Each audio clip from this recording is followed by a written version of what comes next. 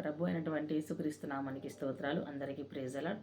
ఈ దినము నాడు దేవుడి వాక్యం చూసుకుందాం. 31వ కీర్తన గ్రంథము 24వ వచనములో ఒకటి చూసుకుందాం.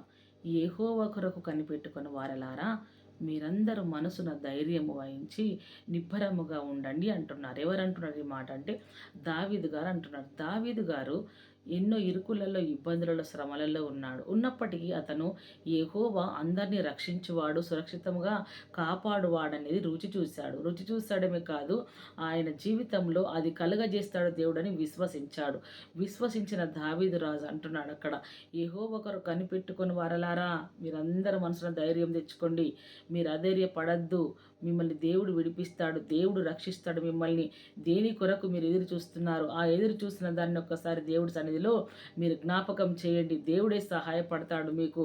ఆయన కొరకు కనిపెట్టుకుని వారిలో ఎవరు సిగ్గు నొందలేరని దేవుడు వాక్యం సెలవిస్తుంది. కాబట్టి ఆయన కొరకు కనిపెట్టుకుని వారిలో ఎవరు ఎప్పుడు సిగ్గు నొందలేరు. ఎందుకంటే దేవాది దేవుడు ఆశీర్వాదించేవాడై ఉంటున్నాడు, జవాబు ఇచ్చేవాడై ఉంటున్నాడు, విడిపించేవాడై ఉంటున్నాడు, రక్షించేవాడై ఉంటున్నాడు. ముఖ్యంగా ఆయన కొరకు కనిపెట్టుకున్న వారిని దేవుడు కృపతో రింపవాడై ఉంటున్నాడు. ఎలానో తెలిసి ఇక్కడ దావీదు రాజు అంటాడు, యెహోవా నేను నీ శరణు తెచ్చి ఉన్నాను, నన్ను ఎన్నడూను సిగ్గుపడనీయకము అంటాడు.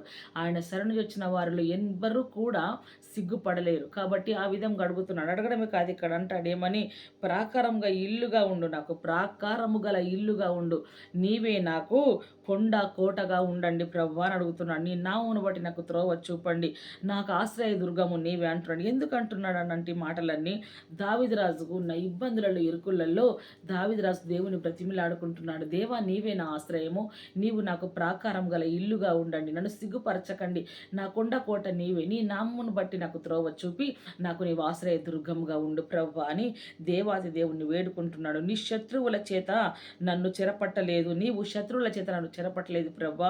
ఎందుకు చెరపట్టలేదు అంటే దావీదు దేవుడికి హృదయానుసారుడుగా ఉన్నాడు. దేవుడు హృదయాన్ని అత్తుకొని ఉన్నాడు, దేవుడు కార్యమును రుచి చూశాడు, దేవుడి మీద ఆశ పెట్టుకున్నాడు, దేవుడి మీద ఆధారపడి ఉన్నాడు, దేవుడి విషయంలో కనిపెట్టుకొని ఉన్నాడు. దేవుడు నన్ను రక్షిస్తాడు, దేవుడు నన్ను విడిపిస్తాడు, దేవుడు నాకు ఆధారమై ఉన్నాడు, సర్వం నా జీవితం అంతా దేవుడు చూసుకోగలడని ఒక బలమైన నమ్మకము దేవుడి యందు ఉంచాడు. ఎందుకు ఉంచాడంటే ఆయన విశ్వసించాడు. ఇక్కడ అంటాడు దేవుడి వాక్యం సెలవిస్తుంది ఏమనంటే, యెహోవా విశ్వాసులను కాపాడునని దేవుడి వాక్యం సెలవిస్తుంది. విశ్వాసం ఉంచాడు ఆయన. కాబట్టి ఆయన చెప్తున్నాడు, యెహోవా కొరకు కనిపెట్టుకుని వారిలో ఎవరును సిగ్గునొందలేరు. కాబట్టి మీరు మనసున ధైర్యము తెచ్చుకోండి, నిబ్బరం కలిగి ఉండండి, దేవుడే కార్యము చేయుటకు సమర్థుడు. మనము యెహోవా కృప కొరకు కనిపెట్టుకొని ఉంటున్నాం కాబట్టి మనల్ని ఆయనలో మనం ఆనందిస్తామని దేవుడు వాక్యం కూడా సెలవిస్తుంది. అదే రీతిగా ఇక్కడ అంటాడు, ఏమని అంటాడంటే, ఒక విషయంలో దేవుడు వాక్యం సెలవిస్తుంది, యెహోవా నీకు మొర్ర పెట్టి ఉన్నాను, నన్ను సిగ్గు నొందనీయకము ప్రభు అని అంటున్నాడు కదా. సిగ్గు నొందనీయకు ప్రభు అంటున్నాడు. దేవాతి దేవుడు విషయంలో ఆయన మొర్ర పెట్టుకొని ఉన్నాడు కానీ సిగ్గుపరచకుండా దేవుడు కాపాడనై ఉంటాడు. ప్రాకారం గల పట్టణములో యెహోవా తన కృపను ఆశ్చర్యకరముగా నాకు చూపి ఉన్నాడు. హల్లెలూయా. ఎందుకు?